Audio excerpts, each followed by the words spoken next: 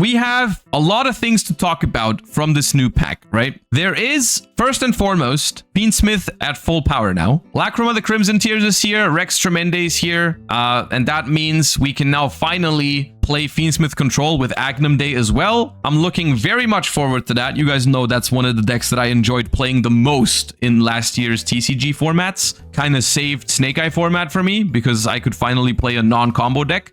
So I'm going to be trying this out, and I will say there is a solid chance that this is going to be the deck that I'm playing for the Worlds qualifier.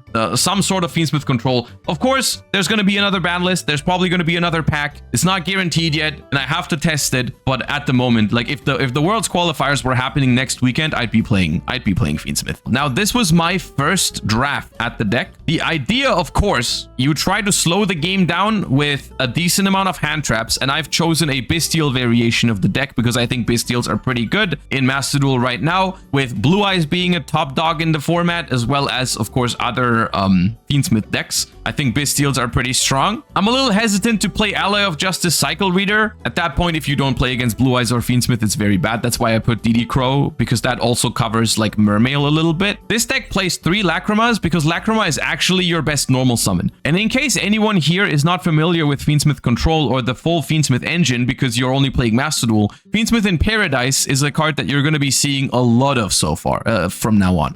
Fiendsmith in Paradise is now on the menu because Lacrima is now out. Of course, Lacrima is a card that sends a Fiendsmith card from deck to the graveyard, which means that on the opponent's turn, a very common play is to use Lacrima's graveyard effect to bring back Fiendsmith Requiem, and then use Requiem to summon Lacrima from the deck immediately to send Fiendsmith in Paradise from deck to grave, which is a interruption on the opponent's turn because it reads, if your opponent special summons a monster while this card's in your grave, you can banish this card, send the Fiendsmith monster from your deck or extra deck to the grave, and what you're going to do with that is you're sending Fiendsmith Desiree from the extra deck to the graveyard to use its effect to send the card to the graveyard. The Fiendsmith combo on your own turn will no longer just make Caesar or Desiree or whatever other thing you want to make with it. It can now also set up interruption on the opponent's turn through the Fiendsmith in Paradise on top.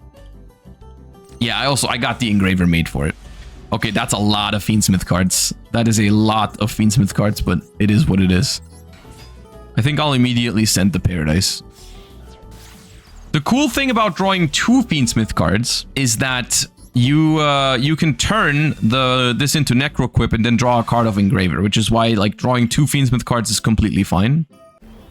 So you're going to be turning these into Necroquip and then use Engraver's effect to search Tract and then draw a card of Necroquip. The reason why I'm not playing two Requiem right now is because space issues in the extra deck, because I wanted to fit the fusion lag. Oh, come on, man. That's the one thing I didn't want to happen. It's not that bad. Instead of drawing a card, they lose a card. So it's like, it's not the worst, but it's not the worst. Shuffle back the second Engraver here. If they have Imperm, it doesn't matter if I make Caesar or a sequence here. I'm probably just going to make Caesar immediately. It's better into effect, Veiler. Alright, and we have Caesar with Paradise set up and follow up. The deck plays lower to the ground, and there's the Imperm, yeah. Now, if they also have a counter to the Max C, this is a pretty rough spot, but we'll see. Yep. I'd be feeling a lot better if I actually had non-engine in hand and didn't draw just 4 Fiendsmith cards, which is normally what the deck is like supposed to do. They do need another play because we can't counter the Lurie with the Paradise. Okay, no problem. All right, gaming. And I'll send a Tract from deck to grave with this. Now, this Tract in hand is not live, so I want to shuffle back the other Lacrima. And then I'm going to send the Diabell Star with Engraver. They can resummon it, but I can stop that with Caesar, so... yeah, gonna negate the Caesar. That's fine. I guess at this point I have to decide, is it worth risking a potential Nibiru? The Caesar is negated forever, by the way. Oh, right. They have to send the last card. Okay, cool. No Nibiru. At that point, we can just kill. I can showcase if they let me do it. If they let me do it, I can showcase the Agnum Day combo, which is pretty cool. Hold up. So this is how this deck now. This was also missing. I think it's the smallest factor out of the new pack, but it is still pretty big. The fact that this deck can now do a lot of damage off of sequence. So you make Desiree, and then you link these two off into Fiendsmith's Agnum Day. You can use the Desiree Engrave to send something here if you have another Light Fiend that you can shuffle away. I mean, you can shuffle back the sequence. And then you send this. And then you go to the battle phase. And this is game, actually, because Caesar attacks. Agnum Day attacks. And then you activate Agnum Day's quick effect, which brings back Desiree from the graveyard. And then equips itself onto it. And Agnum Day, when it's an equip spell, has the effect that it boosts the fusion monster by 600 times the link rating of the stuff that's equipped to it. This is why I was scared of going first with this deck sometimes. Like, if I don't have a Fiendsmith card, I'm not actually doing anything. Do I set Paradise? I'll set Paradise. They'll pop it. Why not play the Primite version then? I wanted to start with the basics. The Primite version is an option for this. Now, Blue Eyes, in theory, should be a pretty good matchup for this deck. We'll see. It kind of depends if I can get this Maxi resolved. I need new cards, of course. Do I Called By the Maiden? I don't think I do. I mean, it is a good Called By. I can also try and hold Called By for Ash Blossom, though. And, like, I want to Ghost Ogre the True Light. I want to Ghost Ogre... because otherwise, my Ghost Ogre doesn't have a great target in this spot. I really want to use Ghost Ogre on True Light. So what I'm thinking is, like, I'm going to Maxi now. And if they have Ash, I can Called By that. If they have their own Called By, I can still Called By the Spirit. And if it just resolves, then I'm happy. If we Ogred the field, wouldn't it stop their combo? Maybe, but I want to draw cards. This is one of those instances where I actually want them to do some stuff. The question is, do I want them to summon back Maiden here? It's like, that's 2 more cards. Yeah, no, go ahead. Give me some cards. Gimme, gimme. Beep boop. Hello. Is the Royal Tactics new? No, I've had one Royal Tactics for a while now, and ever since I pulled it, I've been playing a lot more random tactics in my decks. It's just like, I don't know why, but like whenever I'm building a deck and it's like close to 40 or whatever, I'm like, you know what? Let me throw in 1 talent. So 41 won't hurt. So the reason why Lacrima is very good in these instances is because one Lacrima is like so hard to stop, right? This Lacrima, it trades so well into hand traps. Valor on Lacrima, it still makes Requiem, and even if they Valor, here's how crazy Lacrima is in this concept. If I didn't draw Paradise in this instance, if you have Valor and Ash to stop Lacrima from using its summon effect, and then you also Ash the Requiem, it's still Paradise setup on the opponent's turn. Like, you Valor this, then Ash Requiem on the opponent's turn, you still bring back Requiem with Lacrima, send Paradise by summoning another Lacrima. It's like so good into these interactions. Oh, I guess I should Talents to look at their hand. Actually, no, I think I should Requiem first, because now I can Talents, and if they go Maxi, I can chain Requiem. I mean, I have Called By for Maxi anyways, but... Aha. Goodbye, Magnamud.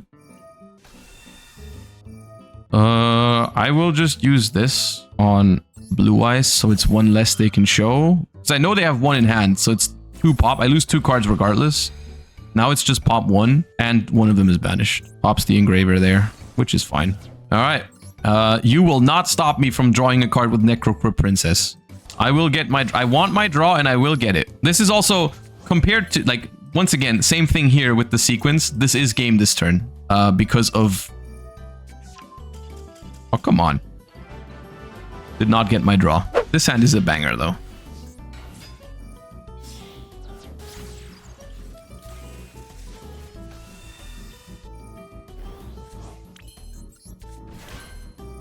Are you planning to play Punk at some point? I'm gonna try all the new decks eventually. For tomorrow, I think I'm gonna give my Patreons a thingy where they can vote which one they want to see between Mermail, Punk, and Argo Stars is the plan. And then, yeah, we're also gonna do the Jesse thing at some point where we play all the new decks. Maybe that's also tomorrow. I don't know. I have to talk to him about it.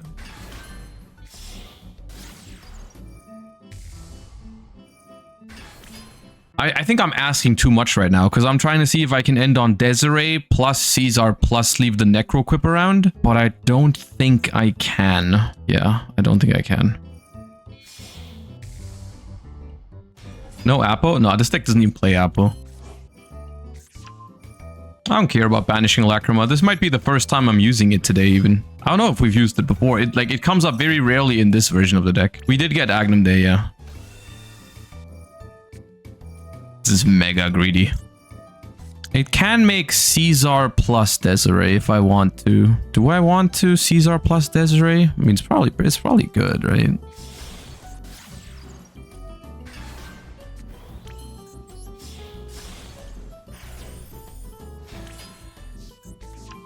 Pretty bad into called by? I think it's fine into called by. You draw a card of regained immediately. And we still have Caesar and all the other stuff. Yeah, they can trade called by for Desiree. That's it. Can I play this with one Lacrima? Fiendsmith control? Not this version. I have another version with one Lacrima. We're going to play it after this game. You play 3 Lacrima if you want Lacrima as your normal summon. If you play another engine that has normal summons, you play 1 Lacrima. I love how everybody disrespected Agnum Day, but it turned out to be super powerful. I think that's because no one saw this version of the deck coming, right? Like, no one saw Fiendsmith control. And like in all the other decks, Agnum Day is not that big, right? It's like not that big of a deal in every deck that uses Fiendsmith as an engine, which was the main way to play with the cards before we got Lacrima and Agnum Day, right? So it's just like everyone looked at it, myself included. We looked at it through the lens of, well, what does this do for Snake Eye Fiendsmith or whatever? What the hell? You came to the wrong place for that, bro. So it's Fiendsmith Tearlaments against Bestial Fiendsmith. I wonder how that's gonna go.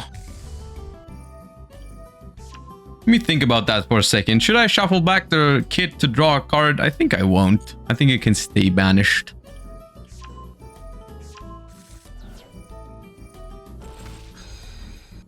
I was just trying to call by something that isn't Engraver because I want my own Engraver next turn. And I also, I didn't want to put back a Tearlament name after I Bestial it. Goodbye. Yeah, but now you don't have a target for Requiem, do you? Play more than that? Nope. Okay.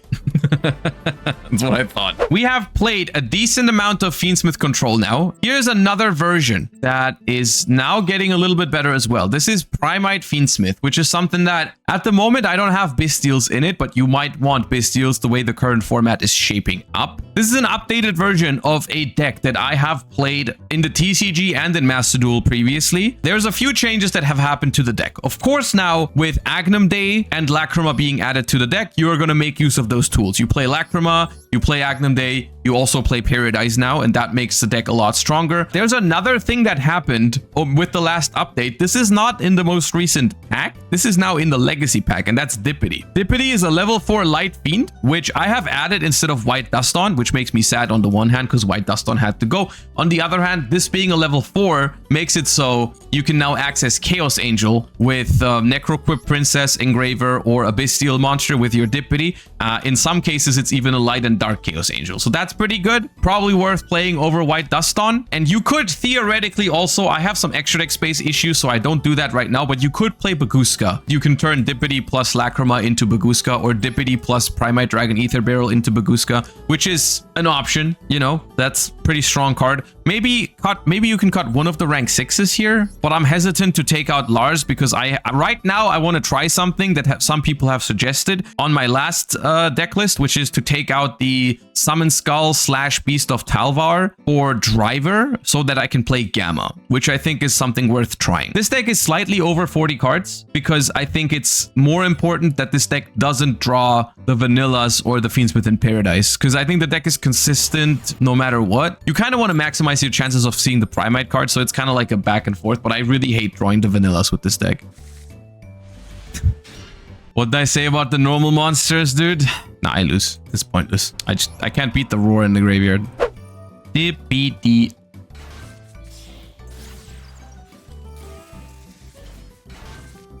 Sadly, one of Lacrima in hand. Let's Dippity back into the deck.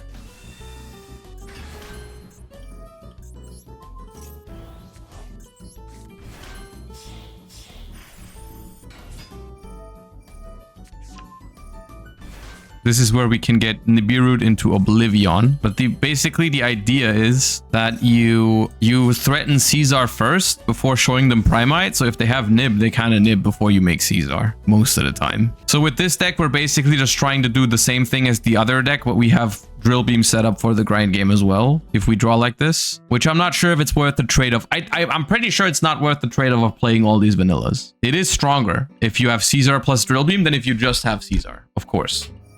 I don't really want to Called by Engraver. At the same time, it is a pretty good Called by the Grave, and I don't know if I need my Engraver next turn to bring the game home. I think it's fine. I'll do it. Such a good target for it. Do you think Called by is needed in Fiendsmith variants? Not needed per se, but Maxi and Fuva do hurt, and it is usually a pretty good defensive card as well. So I do like it, but it's not like necessary. I'll banish this with Primite Roar. This might be a mirror match actually. They might be on Primite Fiendsmith. It might be the same deck. There's Drill Beam. Okay, so I have to hold my Drill Beam for their Drill Beam. Simple task. You have Primite Roar already.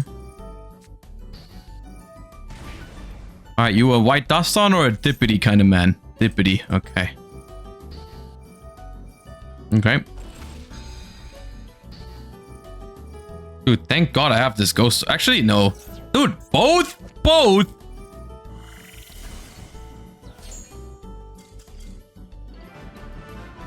Okay, let me compare. Let me see what they have. Maybe they have some hidden gems there. Ah! Bro, they called Dippity. They didn't have it. Why'd they call Dippity? I don't know exactly which version I think is the best. There's still others to try out there, but for now, Bestial Fiendsmith and Primite Fiendsmith I think are both pretty decent. I think there's like a chance, like you can play Kashtira, you can play Muskets, you can play Tenpai Bestial Fiendsmith as well. It's pretty cool. Yeah, we're definitely going to experiment more with it in the future. I think it's definitely a deck to be recognized in the upcoming Duelist Cup second stage next month, depending on what the other pack and ban list update and so on bring. But this is the Primite version that we played, and then we also played the other one, which was the Bestial one. This one, you can mess around with the ratios of the hand traps and stuff like that, depending on where you see fit. I just added some DD Crow because I wanted to cover Mermail as well, but we played against 0 Mermail today, so I don't know about that.